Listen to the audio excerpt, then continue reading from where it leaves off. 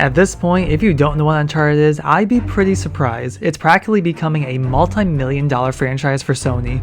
From a successful run on PlayStation consoles to a number of spin-offs including a successful theatrical adaptation starring Tom Holland and Mark Wahlberg, it's safe to say Uncharted has done it all, including one particular game that seemingly flew under everyone's radar for 7 years. That's right, today we are talking about that forgotten Uncharted game. No, not that one, the other one. Yes, that's it, Uncharted Fortune Hunter. You may be wondering what this game is, or if you do know, congratulations, you're one of the select few that do, and your reward is in the mail. Though you should not confuse this with the same title game that was found within PlayStation Home on the PlayStation 3 that was accessible through the Uncharted 3 Drake's Deception home space before it shut down in 2015. Uncharted Fortune Hunter is, or maybe I should say was, a mobile game for iOS and Android developed by PlayStation Mobile Inc. with the support of Naughty Dog. It was released on May 5th, 2016, 5 days before Uncharted 4: A Thief's End was released on PlayStation 4. This mobile title served as a companion game to Uncharted 4, with over 200 levels to play, and the more you play, the more you can unlock in A Thief's End multiplayer. By connecting your PlayStation Network account, players gain access to exclusive multiplayer skins, accessories, weapon skins, and relics and boosters. Unlike the typical Uncharted game that we all know and love, there isn't a specific action-packed story to follow. Instead, this is a puzzle-based game. There is small banter between Nate and Sully through text that fits the series perfectly, and while Sully isn't playable, he does make a few appearances, so it's up to Nate to simply go through the Uncharted 4 inspired levels to collect relics and map pieces to unlock artifacts. Originally, the game launched with 4 worlds to start with, but further updates expanded this to 6 worlds. Each world varies in the number of levels and introduces new gameplay mechanics as you progress.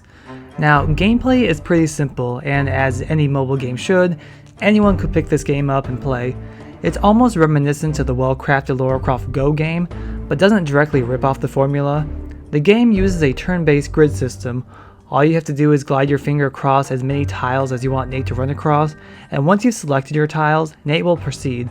Eventually, as the level's difficulty increases, new obstacles will be thrown in Nate's way. Sometimes they'll have to move the right number of tiles to avoid spikes and darts.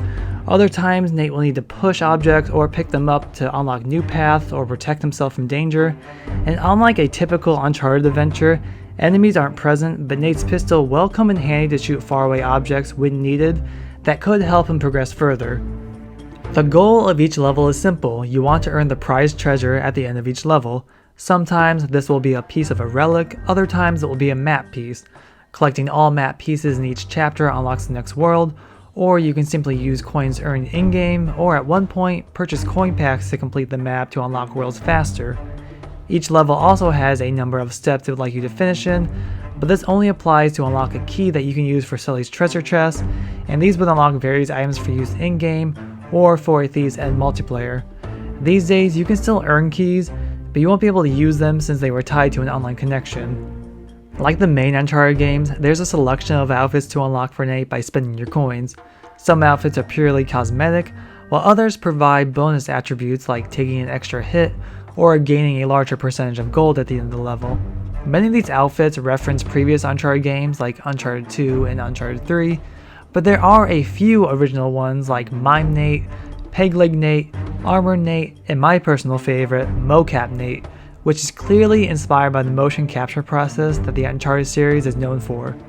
And overall, the graphics of this game work really well. It has this cartoonish style that's perfect for mobile devices, and Nate and Sully really translate well into these newly designed versions themselves, and even though it isn't a true Uncharted game, it still has that feeling. Even Nolan North's grunts from the main game can be heard in-game, mainly when Nate ends up dying and the screen goes gray like the main series. There's a lot of what makes Uncharted in this game. Now, when it came to reviews, Uncharted Fortune Hunter sits at a Metacritic score of 77 based on 8 critic reviews, with a 6.3 from users. Majority of critics called it enjoyable, while others found it too similar with other titles on the market.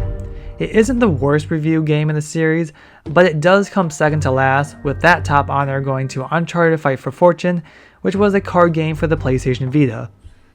And here's where things go dark. On March 28, 2022, Naughty Dog's official Twitter account announced a retirement notice for Uncharted Fortune Hunter. And on that same day of announcement, in-game purchases of treasure maps and bags of orbs were disabled, and the game that was free and perfectly playable offline is no longer available for download from Apple or Google Play stores. Even before Naughty Dog formally announced its retirement, I would often go into the game on my cell phone and iPad for months previously and find myself unable to connect my PlayStation Network account nor use keys to unlock treasure chests. There was often this feeling that something bad was going to happen to the game, and clearly it was all leading to this. Anytime a game gets delisted, it's extremely frustrating. Games get lost to time, especially when it comes to mobile games, and mobile devices continue to get updated to the point where that particular app is no longer supported and can't even be downloaded to the newest device. Yet it happens and not much can be done about it, and a lot of great mobile games end up unknown to many. What I would love to see is this great game getting an updated remaster release on the PlayStation 4 and or PlayStation 5, set it at a $10 price point, add in trophies, and I will happily purchase the game to go with the rest of my Uncharted games. This game deserves more attention than it received. It's polished, provides some critical thinking, and as you progress, it ups the challenge provided. These days, I find it difficult to find a well-crafted mobile game that doesn't try to gouge you for money at every chance, and that's what's great about this game. The microtransactions don't feel forced, and the game can be played perfectly offline without a constant reminder requiring an online connection. Will Fortune Hunter be the experience that replaces the console adventure? Of course not. But it is nice to expand that concept into a fresh, bite-sized challenge that fits the world perfectly. And as someone who loves the Uncharted series, I'm up for any and everything an Uncharted adventure can provide. So for now, Fortune Hunter will go to that certain place where PlayStation titles go to die and join the ghost of PlayStation Past. But that's just one of the forgotten Uncharted games. Maybe we'll get to that other one in the future. So tell me, did you ever play Uncharted Fortune Hunter? What did you think of the game? Let me know your thoughts in the comments below. Please like and subscribe for more content in the future. Thank you for watching, and as always, I will see you in the next video.